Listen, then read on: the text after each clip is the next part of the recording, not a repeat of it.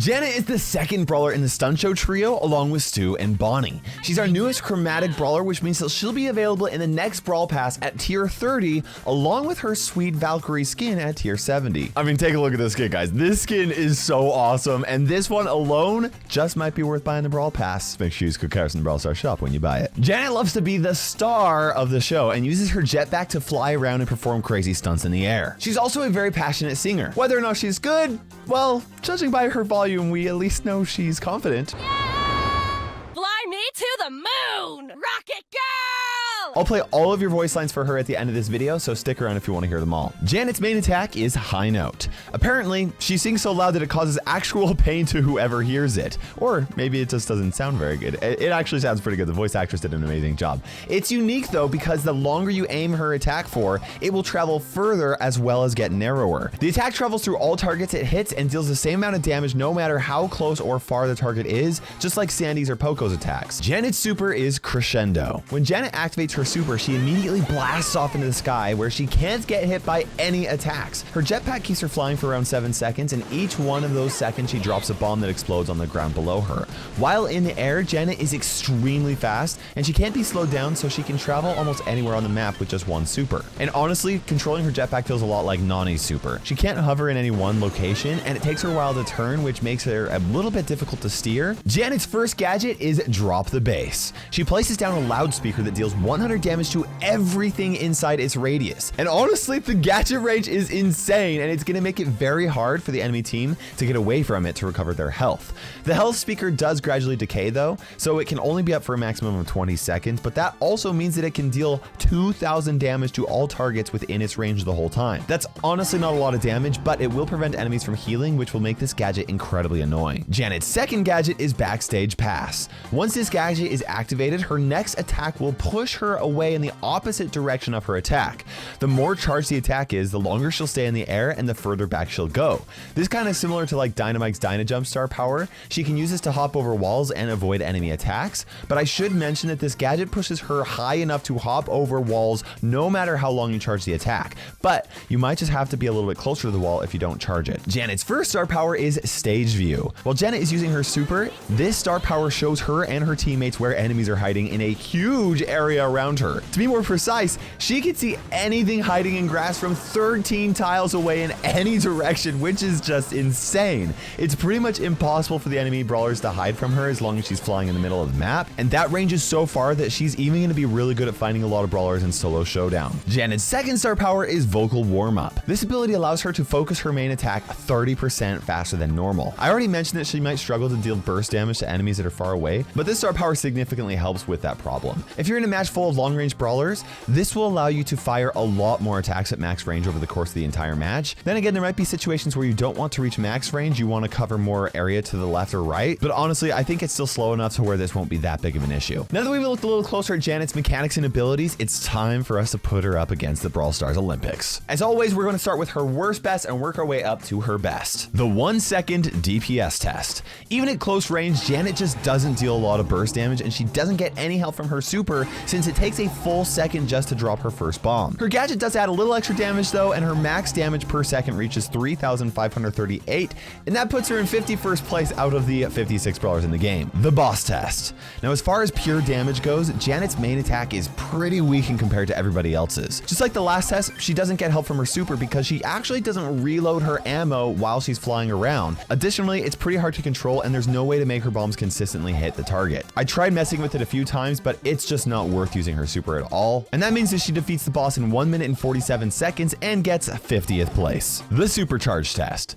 It takes Janet 5 hits with her main attack to charge her super. If she doesn't take time to charge her attack, she can do this in 4.4 seconds, so she gets 48th place. That's a pretty bad score, but keep in mind that she's one of the few brawlers that can deal damage to multiple enemies at a long distance, so charging her super might be easier than this score suggests. The 3 attack kill test. Each of Janet's attacks deal 1,500 damage no matter how wide or long her attack is. That's 4,500 damage with 3 ammo, so she gets 48th place in this test as well.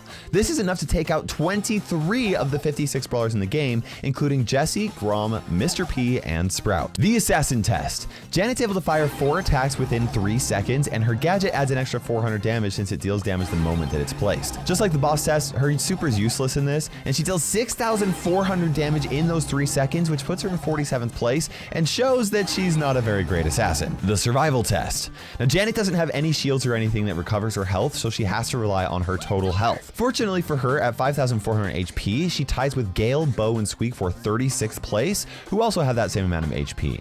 She survives for 13.8 seconds and could have lasted a little longer if dodging the bot with her super were allowed. The attack range test. Janet's attack is 8 1/3 tiles long once it is fully focused, which ties her with Gale, Dynamite, and Max for 34th place. In case you're curious, her shortest attack range happens if you auto-aim it and is pretty short at only 5 tiles. That's the same range as Ash's and Bull's attacks. We talked about all the tests where Janet is worse than half or more of the brawlers in the game. Now it's time to show the test where she's better than half of the brawlers in the game. The reload test. It takes Janet 17.7 seconds for her to completely unload and reload 10 shots, which ties her with Stu for 21st place. That's a pretty fast average reload speed of 1.8 seconds, which is like actually really solid. The splash test. Janet's attack is too short to reach all the boxes at full width, and it becomes too narrow once she focuses enough to hit the furthest box. But after destroying most of the boxes all at once, she quickly collects the power cubes and takes out the remaining boxes with just a couple more attacks. She destroys all the boxes in 8 seconds flat and ties with Nita for 17th place. The box test. This is similar to the last one, except she can only attack individual box sets at a time, which shows how good she is at ramping up in solo showdown. Luckily for Janet, her attacks pierces through targets, which helps a lot for this test. It takes her a while to open up the first few boxes, but once she collects some power cubes, she starts taking out bigger groups of boxes with just a couple attacks, and she breaks open the last box in 36.2 seconds and gets 17th place in this test. This suggests she might be a little bit above average at ramping up in power in Showdown. The area test. Now, Janet's fully focused attack covers more area than her short range does at 26 tiles. Then we have her super, which travels her super far, and the bombs drops are actually pretty spaced out. And despite kind of a crazy pattern she made with her super, she covers 89 tiles with her bombs, and that is a total score of 115 tiles, which is just one more than BB, meaning that she gets 10th place in the area test. The super damage test. Now, even though Janet pretty much is never going to hit the same target with all of her bombs, each one deals 900 damage, and she drops 7 of them, which is a total of 6,300 damage with just one super, which puts her in 9th place. The swarm test. Between firing short, wide shots from the middle to firing long, narrow shots from the edges and everything between, the fastest way I could take out the swarm was 3 long shots and a quick, short 4th shot. Her gadget would take exactly 15 seconds to destroy the swarm, and her super takes 2 bombs to destroy a bot, so they weren't any help here. And she's able to defeat the swarm in 2.7 seconds, which ties her with Tara for 8th place. That just shows how great Janet is at dealing with multiple targets at once. And now we have Janet's best 2 tests. The super range test. I know you guys are all curious how far she can travel with her super. Well, I put together this special course just to show you guys. Janet travels 28 tiles in the air before she finally has to touch back down. I would have added 3 more tiles to her score, since that's how wide the blast radius for her bombs are, but she can only drop them where she's already traveled, so I decided not to. She's able to cover more ground with her super than every brawler except for Nani and BB, which means she placed 3rd place in the super range test. And finally, we have the race test. Not only does Janet become untouchable when she takes to the sky, but she also gains a massive speed boost. She almost flies across the entire training area before touching the ground, and after she lands, she immediately uses her second gadget to boost her over the top of the finish line to save her a few tenths of a second. Janet finishes in 7.1 seconds, which puts her in 3rd place for this test as well. But how strong is Janet going to be in all the modes? I think Gem Grab is Janet's best game mode. She has enough range to provide like a lot of control around the gem spawn specifically, plus her stage view, star power, and her drop the base gadget are great abilities for helping the whole team win their 1v1s and gain control of the map. Then there's her super, which makes her the most evasive brawler in the game, and if she does have the gems when the countdown starts and she has her super, that's pretty much a guarantee victory, because she can just stay in the air and escape in any direction that she wants, right? She can even fly clear over to the enemy spawn if she wants. Like, sometimes that's the right decision, right? Nobody can catch up to her. Also, if the enemy does get the countdown and she gets her super, then she's going to be able to find them wherever they are, especially if she has her like bush bush star power, which is, I mean, they're not gonna be able to hide, and she's gonna be able to find them easily.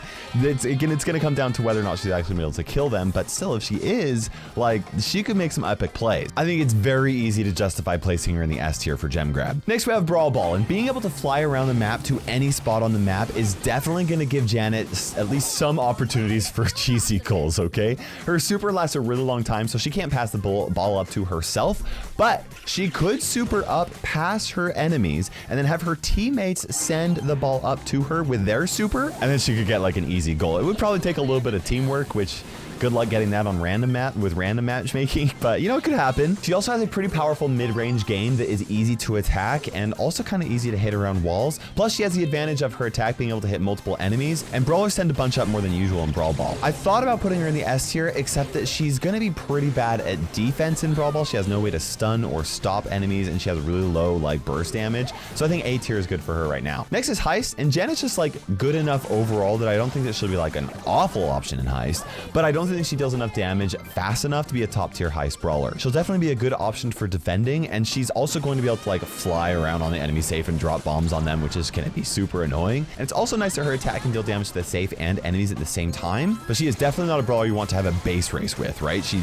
just doesn't deal a lot of damage over a long period of time. So I think B tier is perfectly fine for her in Heist. Next we have Bounty, and similar to Gem Grab, as long as Janet has her super charged up, it's gonna be very hard to kill her. And if she has her super and a lot of stars, like that's a really solid way to end the match. Plus, her backstage pass gadget allows her to dodge powerful attacks even if she doesn't have her super up. I can even see her using her super offensively when there's squishy low health brawlers like Tick, that she can like fly over there, deal a little bit of damage on them, and then land next to Tick and take him out, right? That is an option. I think that placing Janet somewhere in the like low A tier or high B tier for Bounty makes sense, since her range just isn't quite long enough to compete with the best Bounty brawler. Next is Hot Zone, and Janet's main attack is going to be so good for Hot Zone, since it can stretch across the entire zone and hit everything within it, okay? Now, she doesn't actually score any points if she's flying over the zone, but her enemies will want to run away from the zone if she's dropping bombs in it, right? 900 damage per bomb is a lot.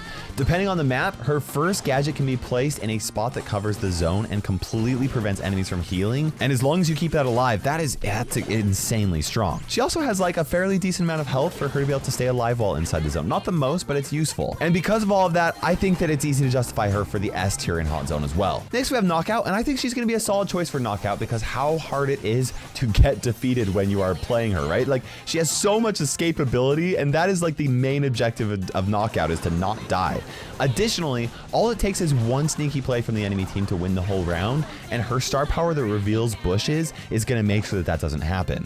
I think that she might struggle a little bit early on in the round because her range it's not as long as a lot of the competitive bounty brawlers, but once the smoke starts to roll in and everybody gets a little bit closer, her attack's going to be pretty much impossible to avoid. I'm going to put Janet in the A tier for Knockout because her abilities are very good for this mode, but I don't think that she quite has enough range or burst damage to get her to the S tier. Next we have Solo Showdown, and I'm putting her in the B tier for this. She is very good in the 3v3 game modes, but I think she's going to struggle playing it solo. Her super is going to be useful for getting her out of a pinch, but it also reveals her location to a lot of enemies, so they can position themselves while, you know, she's flying around and is visible to everybody. She can't deal enough burst damage to deal with close range encounters, and she gets outranged by brawlers that are played on the long range maps. Even though I think that this might be her weakest game mode, she still might just be good because she's just good, and because of that, I just can't place her anywhere lower than the B tier. But in Duo Showdown, I think she is going to be an excellent choice. S tier all the way, okay? She'll have another teammate to help her with those close range combat situations. Plus, she is one of the best brawlers in the game, if not the best at escaping, which means that if her teammate dies, she can just fly to safety. Yes, she's gonna be visible by the enemy team, but 7 seconds of invincibility basically is gonna be really useful for her, especially while she's waiting for her teammate to respawn. Her attack is also more useful in Duo Showdown since you can actually hit both enemies from the same team from a long distance away. As for now, I'm placing Janet in the S tier for this game mode, which gives her 3 total S tier placements. I know she sounds like she's gonna be crazy overpowered, but I definitely think that she's a little bit more balanced than some of the recent new releases like Fang or Eve or Grom or all of the other recent brawler releases. I'm gonna show you guys all of Janet's voice lines and pins, but before I do that, make sure you subscribe for Bonnie's sneak peek video coming in the future. To the stars! Fly me to the moon! Catch you on the flip side. People, Janet has left the building. Total bummer. Peace out. R.I.P. to me. I'm about to crash and burn. You clearly aren't a fan. What a dork! Not groovy. Don't be a downer. Pain. I feel low. Pain. I am dangerous. Remember, peeps, no points for second place. Sorry, can't see you from up here. I'm high. You're low. Yeah! I'm on another level. Ice in my veins. Seems unfair since I'm rocket-powered. Let's reach for the stars, baby. I'm playing among the stars. Yeah, yeah, yeah. Rocket field awesomeness. Brace for impact. Watch the birdie. Flying high as a kite and ready to fight. Let's rock this out. It's gonna be a trip. This is your pilot speaking. Hey.